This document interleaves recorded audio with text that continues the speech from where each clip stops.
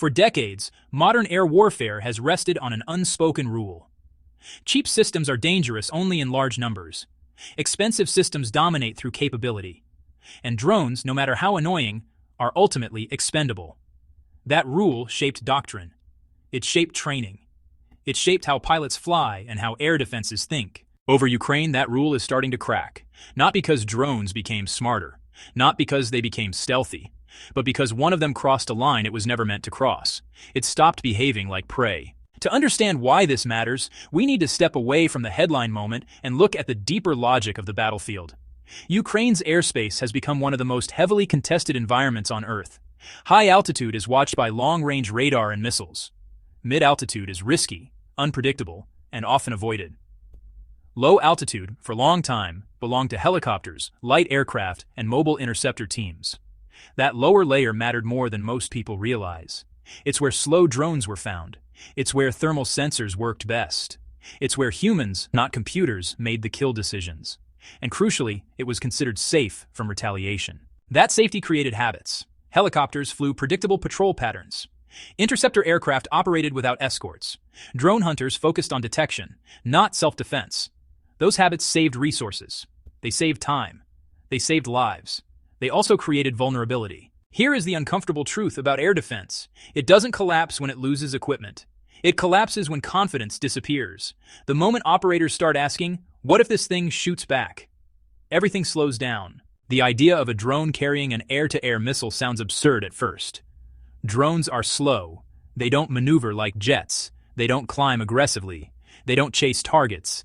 But that assumption misses the point. The missile does the flying. Once launched, speed no longer belongs to the drone. Guidance no longer belongs to the platform.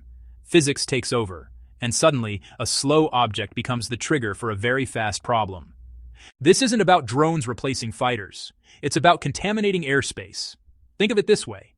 If a helicopter knows that 1 out of 50 drones might be armed, that helicopter must treat all drones differently. Altitude changes. Routes change. Engagement ranges increase. Each adjustment reduces effectiveness. And effectiveness, not destruction, is the real target. This is where cost asymmetry becomes brutal.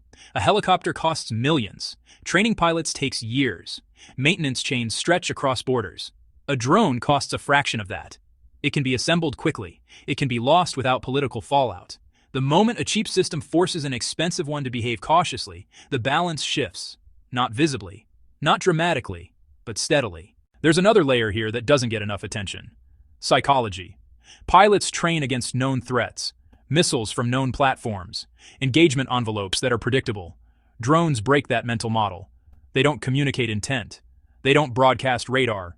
They don't behave rationally. Now imagine adding a missile into that uncertainty. A weapon that doesn't care who launched it. A seeker that only wants heat. A system that doesn't hesitate. That changes how pilots think. And thinking time is survival time. This development also challenges how air defense victories are measured. Traditionally, success meant kills, aircraft destroyed, missiles intercepted, drones shot down. But modern warfare increasingly measures success by denial. Denied access, denied confidence, denied freedom of movement. A drone that never fires a missile but forces aircraft to stay away is still successful. Zooming out, this is not an isolated innovation. It fits a broader pattern emerging from the war. Instead of chasing technological superiority, systems are being repurposed. Old missiles, old airframes, new roles. The goal isn't elegance, it's friction. Every new role creates confusion.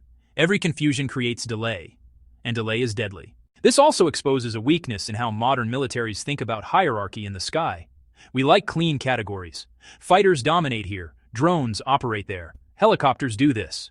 Reality doesn't respect categories. It respects opportunity. And opportunity exists wherever assumptions remain unchallenged. Ukraine will adapt. New tactics will appear. Countermeasures will evolve. Engagement rules will change. They always do. But adaptation has a cost. Every change pulls attention from somewhere else. Every new threat competes with existing ones. And that competition favors the side that can introduce problems faster than they can be solved. Now, consider the future implications. This idea does not stay confined to one battlefield.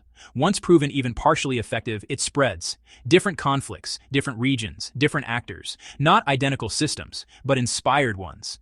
And inspiration is cheaper than innovation. This matters beyond military planners. It affects how borders are monitored, how internal airspace is secured, and, how low-cost aviation operates in contested regions. When the line between civilian-style platforms and military threats blurs, identification becomes harder. And misidentification, well, that just escalates risk. There's also a strategic messaging component here. This isn't just about battlefield effectiveness. It signals adaptability. It says, hey, existing systems can be bent into new shapes. That message alone forces adversaries to assume the worst. And assuming the worst is expensive. Here's the deeper takeaway.